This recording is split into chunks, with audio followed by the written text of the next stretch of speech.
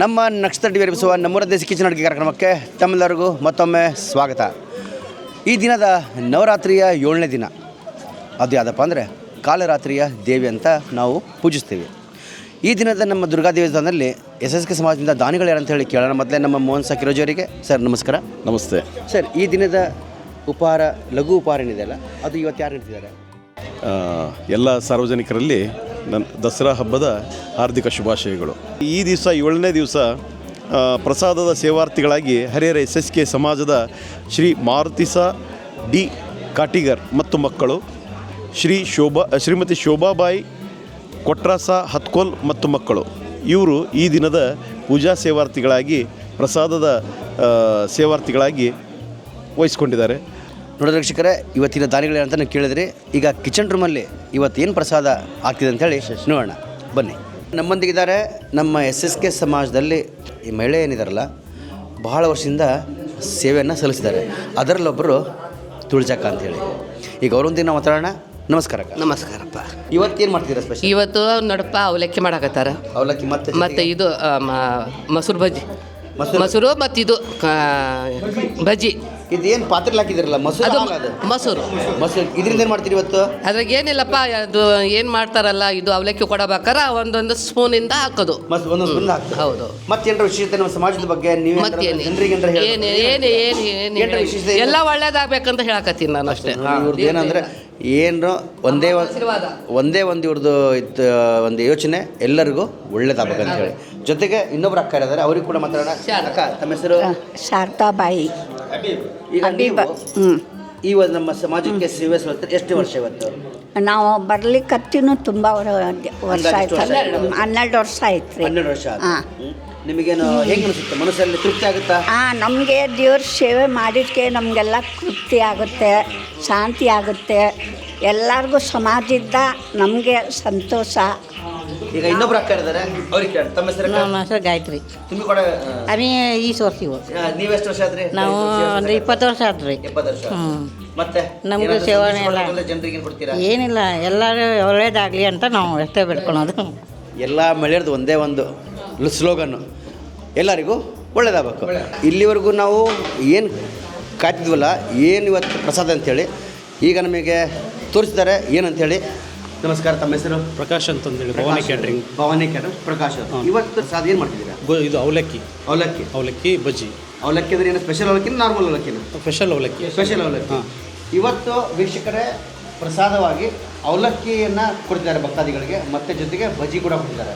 ಈಗ ಅವಲಕ್ಕಿಗೆ ಏನೇನು ಮಸಾಲೆ ಹಾಕಿರುತ್ತೆ ಅದನ್ನು ಕೇಳೋಣ. ಸರ್, ಮಸಾಲಕ್ಕೆ ಏನು ಹಾಕಿದ್ದೀರ ಅಂತ ಹೇಳ್ತೀರಾ? Sir, 12 litre oil, 12 litre oil, ಅರ್ಧ kg ಸಾಸಿವೆ, 5 kg ಮೆಣಸಿನ್ಕಾಯಿ, 20 kg ಈರುಳ್ಳಿ, 10 kg ಟೊಮೊಟೊ, 1 kg ಕರಿಬೇವು, ಅರ್ಧ kg ಜೀರಿಗೆ, 5 kg ಕಡಲೆಬೀಜ, ಆಮೇಲೆ ಕಡೆ 450 ಗ್ರಾಮ್ ಅರಿಶಿನ ಪುಡಿ, 2 kg ಉಪ್ಪು, 1 kg ಅಷ್ಟು ಹುಣಸೆಹಣ್ಣು ಹುಳಿ.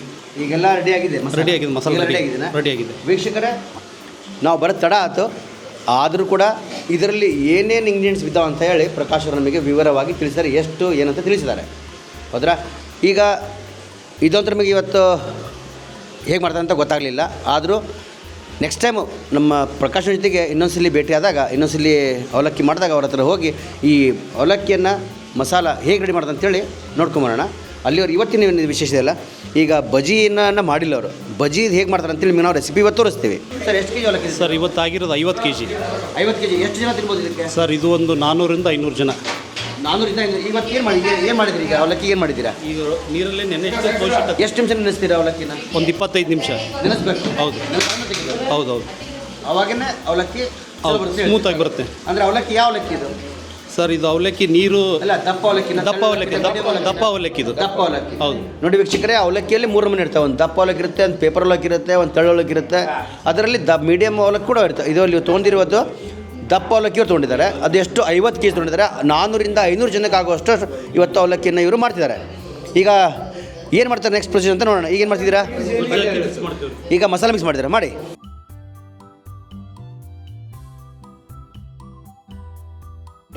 ಗೊಜ್ಜು ಹಾಕ್ತಾ ಇದ್ದೀನಿ. ಗೊಜ್ಜು ಹಾಕ್ತಿದ್ದೀರಾ? ಗೊಜ್ಜು ಹಾಕ್ತಾ ಇದ್ದೀನಿ ಈಗ.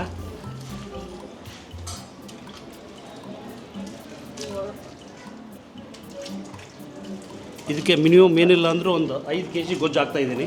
5 ಕೆ ಜಿ ಇದು ಎಷ್ಟು ಕೆ ಜಿ ಅಂದಾಜು ಎಷ್ಟು ಇದು? ಈಗ ಇದು ಟೋಟಲ್ ಈಗ 30 ಕೆ ಜಿ ಇದು. ಇದರಲ್ಲಿರೋದು? ಹಾಂ, ಇಲ್ಲ ಇದರಲ್ಲಿರೋದು ಎಲ್ಲ ಸೇರಿ ಎರಡು ಸೇರಿ ಅಂದರೆ 15 K G 15 K G 15 K G 15 K ಜಿಗೆ 5 ಕೆ ಜಿ ಗೊಜ್ಜು ಹಾಕ್ತೀರಾ? ಹ್ಞೂ ರೀ.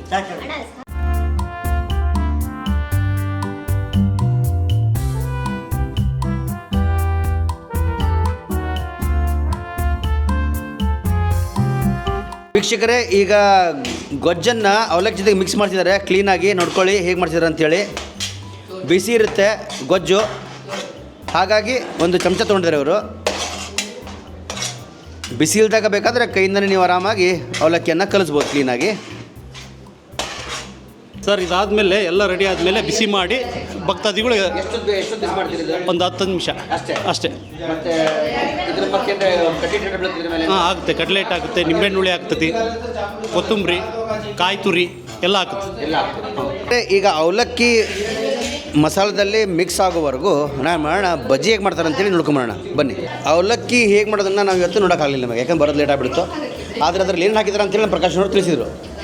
ಈಗ ಬಜ್ಜಿ ಹೇಗೆ ಮಾಡ್ತಾರೆ ಅಂತೇಳಿ ಇವತ್ತು ಕ್ಲೀನ್ ನೋಡ್ಕೊಂಬೋಣ. ಯಾಕೆ ಅದು ಇನ್ನೂ ರೆಡಿ ಮಾಡಿಲ್ಲ ಪ್ರೊಸೀಜರು.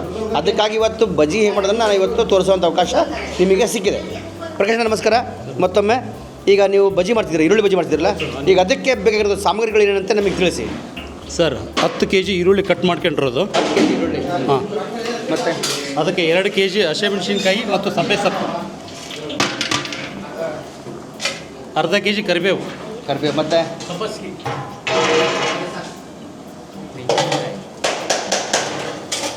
10 ಕೆ ಜಿ ಕಡಲೆ ಹಿಟ್ಟು. 10 ಕೆ ಜಿ ಕಡಲೆ ಹಿಟ್ಟು. ಹೌದು ವೀಕ್ಷಕರೇ ಗಮನ ಇರಲಿ, ರೇಷನ್ ನೋಡ್ಕೊಳ್ಳಿ ಎಷ್ಟೆಷ್ಟು ಏನು ಹಾಕ್ತೀರ ಅಂತೇಳಿ. 400 ಗ್ರಾಮ್ ಉಪ್ಪು,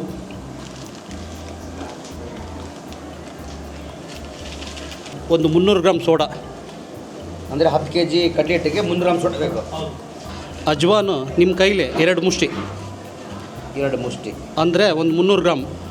300 ಗ್ರಾಮ್ ಅಜ್ವಾಯಿನ್. ಹಾಂ, ಈಗ ಅಜ್ವಾಯಿನ್ ಇದಕ್ಕೆ ಹಾಕ್ತಾರೆ ಇದಕ್ಕೆ ಡೈಜೆಷನ್ ಆಗಲಿ ಅಂತಂದೇಳಿ. ಅದಕ್ಕೋಸ್ಕರ ಅಜ್ವಾಯಿನ್. ಹೌದು. ಓಕೆ, ಮತ್ತು ಸೋಡಾ ಪುಡಿ ಇದಕ್ಕೆ ಹಾಕ್ತೀರಾ? ಸೋಡಾ ಪುಡಿ ಕ್ರಿಸ್ಪಿ ಬರಲಿ ಅಂತಂದೇಳಿ. ಕ್ರೀಸ್ ಬರ್ತದೆ. ಹೌದು. ಈಗ ಇದಕ್ಕೆ ಎಷ್ಟು ಲೀಟ್ರ್ ನೀರು ಹಾಕ್ತೀರಾ? ಒಂದು 4 ಲೀಟ್ರ್ ನೀರು. 4 ಲೀಟ್ರ್. ಹೌದು. 10 ಕೆ ಜಿ ಕಡಲೆ ಹಿಟ್ಟಿಗೆ ಹೌದು 4 ಲೀಟ್ರ್ ನೀರು ಹಾಕ್ತೀರಾ ಕ್ಲೀನಾಗಿ ಹದವಾಗಿ ಬರೋಕ್ಕೆ. ಈಗ ಎಣ್ಣೆ ಎಷ್ಟು ಹಾಕ್ತೀರಿ? ಎಣ್ಣೆ 12 ಲೀಟ್ರ್ ಹಾಕಿದ್ದು. 12 ಎಣ್ಣೆ ಏನಂದ್ರೆ ಬಾಳ್ನಲ್ಲಿ ಎಣ್ಣೆ ತುಂಬಿರ್ಬೇಕಂತ. ಹೌದಾ? ಯಾಕೆ? ಮೇಲೆ ಬರಲಿ ಅಂತಂದೇಳಿ, ಬೇಗ ಆಗಲಿ ಅಂತಂದೇಳಿ. ಕಡಿಮೆ ಎಣ್ಣೆಲಿ ಆಗಲ್ಲ ಬಜ್ಜಿ, ಯಾಕೆ? ಕಡಿಮೆ ಎಣ್ಣೆಲಿ ಆದರೆ ಒಂದಕ್ಕೊಂದು ಅಂಟ್ಕೊಂತವ್ರಿ, ಪುಡಿ ಪುಡಿ ಆಗೋದಿಲ್ಲ. ಈಗ ಫುಲ್ಲು ಫ್ರೀಯಾಗಿ ಆಗಲ್ಲ. ಆಯಿಲ್ ಎಷ್ಟು ಜಾಸ್ತಿ ಇರ್ತದೋ ಅಷ್ಟು ಚೆನ್ನಾಗಿ ಬರ್ತಾವೆ ಅಂತಂದೇಳಿ ಅಷ್ಟೇ. ನೋಡಿ ವೀಕ್ಷಕರೇ, ಇದೊಂದು ಯಾಕಂದರೆ ಹೋಟ್ಲಲ್ಲಿ ಆಗುವಂಥ ಬಜ್ಜಿ ಮತ್ತು ಮನೇಲಿ ಆಗುವಂಥ ಬಜ್ಜಿ ಯಾಕೆ ಡಿಫ್ರೆನ್ಸ್ ಇದ್ದರೆ ಇದು ಒಂದು ವಿಷಯ. ಯಾಕಂದರೆ ಅವ್ರು ಮಾಡಿರೋಂತಹ ಬಜ್ಜಿ ಏನಿದ್ರೆ ಬಾಣಲಿಯವ್ರು ತೊಳೆದಿರುತ್ತೆ ಮತ್ತು ಎಣ್ಣೆ ತೇಲ್ತಿರುತ್ತೆ, ಮೇಲೆ ಎಣ್ಣೆ ಟಾಪಲ್ಲಿರುತ್ತೆ. ಹಾಗಾಗಿ ಬಜ್ಜಿ ಹಾಕಿದಾಗ ಫ್ರೀಯಾಗಿ ಬಜ್ಜಿ ಮಾಡ್ತಾರೆ ಅವರು. 4 ಲೀಟ್ರ್ ನೀರು.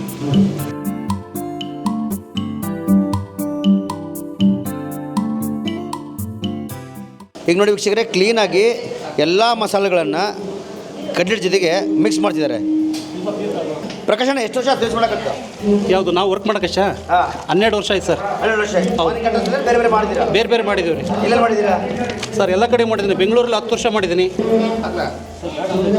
ನೋಡಿ ಈರುಳ್ಳಿ ಬಜ್ಜಿ ರೆಡಿ ಆಗ್ತಿದೆ, ಎಣ್ಣೆ ಆಲ್ರೆಡಿ ಕಾದಿದೆ. ನೋಡಿ ಪ್ರಕಾಶ್ ನೋಡ್ರಿ ಎಷ್ಟು ಕ್ಲೀನ್ ನೋಡಿ. ಅದು ಸೌಂಡ್ ಚಿರ್ರ ಅಂತ ಸೌಂಡ್ ಬರುತ್ತಲ್ಲ, ಅದೇ ಈಗ ಯಾವಾಗಪ್ಪ ರೆಡಿಯಾಗಿ ಬರುತ್ತೆ ಹೊರಗಡೆ ತಿನ್ಬೇಕಂತ ಅನಿಸುತ್ತೆ. ಈಗ ನಾವು ಕಾಣೋದಕ್ಕೋಸ್ಕರ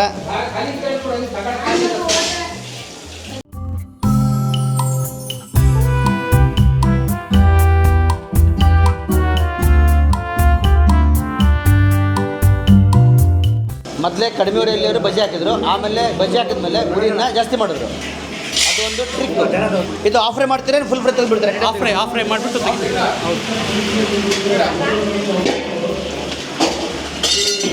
ವೀಕ್ಷಕರೇ, ಇವರು ಮೊದಲೇ ಅವರು ಏನು ಮಾಡ್ತಾರೆ, ಬಜ್ಜಿಯನ್ನು ಆಫ್ ಫ್ರೈ ಮಾಡ್ತಿದ್ದಾರೆ.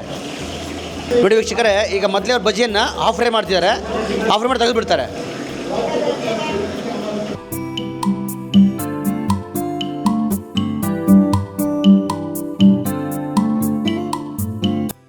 ಬಜ್ಜಿಯನ್ನು ಆಫ್ ಫ್ರೈ ತೆಗೆದ್ರು. ಯಾಕೆ ತೆಗೆದ್ರು ಕೇಳೋಣ ಸರ್, ಯಾಕೆ ತೆಗೆದ್ರಿ ಆಫ್ ಫ್ರೈ? ಸರ್ ಒಂದೇ ಸಲ ಫುಲ್ ಬಾಯ್ಲ್ ಮಾಡ್ಕೊಂತ ಕೂತ್ರೆ ಟೈಮ್ ವೇಸ್ಟು. ಆಮೇಲೆ ಕಡೆ ಆಯಿಲು ಭಾಳ ಇಳಿತೈತಿ. ಒಂದು ಟೈಮ್ ಮಾಡಿ ತೆಗೆದುಬಿಟ್ಟು ಮತ್ತೊಂದು ಸೆಕೆಂಡ್ ಟೈಮ್ ಹಾಕಿದರೆ ಆಯಿಲು ಕಮ್ಮಿ ಕುಡಿತೈತಿ ಆಮೇಲೆ ಕ್ರಿಸ್ಪಿ ಚೆನ್ನಾಗಿ ಬರ್ತವಂಥದ್ದು ಇದೊಂದು ಟಿಪ್ಸು ನೀವು ಗಮನ ಇರಲಿ, ಇದು ನೀವು ನೋಟ್ ಮಾಡ್ಕೊಂಬಿಡಿ. ಈಗ ಬಜ್ಜಿ ರೆಡಿ ಆಗ್ತಿದೆ. ಈಗ ಟೇಸ್ಟ್ ಮಾಡೋಕ್ಕೆ ನಾವು ಒಂದು 10 ನಿಮಿಷ ಬಿಟ್ಟು ಬರೋಣ, ಬನ್ನಿ. ಇಲ್ಲಿವರೆಗೂ ಕಾಯ್ತಿರುವಂತಹ ಅವಲಕ್ಕಿ ಮತ್ತು ಬಜ್ಜಿ ರೆಡಿಯಾಗಿದೆ. ಈಗ ಟೇಸ್ಟ್ ಮಾಡೋ ಸಮಯ ಹೇಗಿದೆ ಅಂತೇಳಿ ಹೇಳ್ತೀನಿ. ಇವತ್ತು ಬೂಂದಿ ಕೂಡ ದಾನಿಗಳಾಗಿ ಕೊಟ್ಟಿದ್ದಾರೆ ಒಬ್ಬರು. ಬೂಂದಿ ಸ್ವೀಟ್ ಇದೆ. ವೀಕ್ಷಕರಿಗೆ ಬಜ್ಜಿ ಟೇಸ್ಟ್ ಮಾಡೋಣ ಹೇಗಿದೆ ಅಂತೇಳಿ. ಪಕ್ಷಣ ಬಜ್ಜಿ ಮಾತ್ರ ಕ್ರಿಸ್ಪಿಯಾಗಿದೆ. ನಿಮ್ಮ ಕೈಗುಣ ಜನರಿಗೆ ಇಷ್ಟ ಆಗೇ ಆಗುತ್ತೆ. ನನಗಿಷ್ಟ ಆಗಿದೆ, ಜನರಿಗೆ ಇಷ್ಟ ಆಗ್ಬೋದು ಅನ್ನೋ ಒಂದು ವಿಚಾರ. ಈಗ ಅವಲಕ್ಕಿ ಟೇಸ್ಟ್ ಮಾಡೋಣ.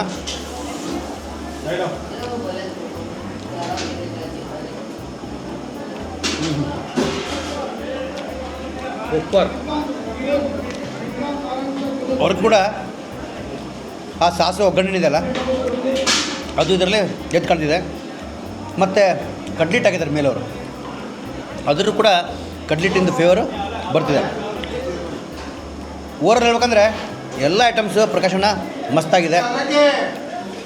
ವೀಕ್ಷಕರೇ, ಈಗ ನೀವು ಈ ಅಡುಗೆಯನ್ನು ಮನೆಯಲ್ಲಿ ಮಾಡಿ ಹೇಗಿದೆ ಅಂತೇಳಿ ನಮಗೆ ಕಮೆಂಟ್ ಬಾಕ್ಸಲ್ಲಿ ಹಾಕಬೇಕು ಅಂತ ಹೇಳ್ತಾ, ನಾಳೆ ಬರೋದು ಸಂಚಿಕೆಯಲ್ಲಿ ಒಂದು ಹೊಸ ಅಡುಗೆ ಜೊತೆಗೆ ನಿಮ್ಮೊಂದಿಗೆ ಇರ್ತೀನಿ. ಅಲ್ಲಿವರೆಗೂ ನಗ್ತಾ ಇರ್ರಿ, ನಗಿಸ್ತಾ ಇರ್ರಿ, ಊಟ ಮಾಡ್ತಾ ಇರ್ರಿ, ಊಟ ಮಾಡಿಸ್ತಾ ಇರ್ರಿ. ಟೇಕ್ ಕೇರ್, ಬಾಯ್ ಬಾಯ್. ನಮಸ್ಕಾರ ಎಲ್ಲರಿಗೂ. ನಮಸ್ಕಾರ.